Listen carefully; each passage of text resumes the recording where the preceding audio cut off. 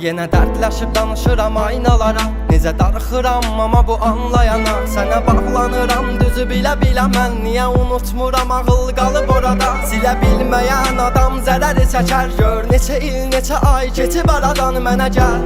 Ya qayıt deyə bilmirəm, məni susturan şeylərin yaraları var. Sən açdığım qapıları bağlamadın mı? Gecələri mənim üçün ağlamadın mı? Nəyə görə bir ömür bizə möhtac? Sənə görə illər niyə düşman? Daha səni görməyə gözüm olmayacaq, amma içimdə özləm qalacaq.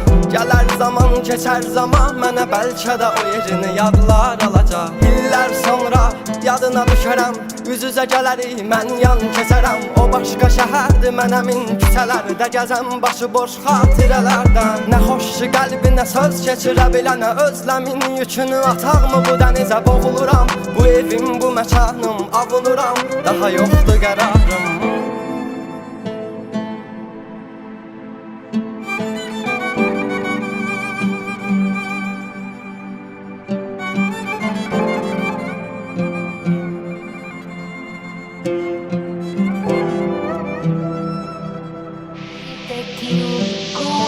Silmisənsə məni gətirmə ağlına.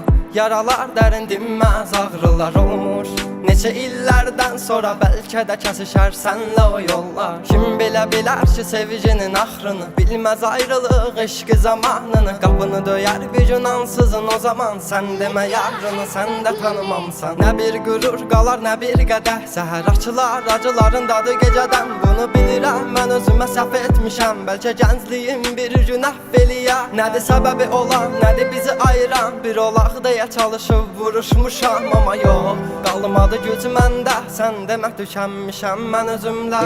Yandır qəlbini külləri qalsın, sənin özgələr alına yansın. Bitdi hər şey öz əlinlə, qədərimizdə ayrılıq varmış. Aldın canımı neçə yerə böldün, mən şahid bunları gördüm.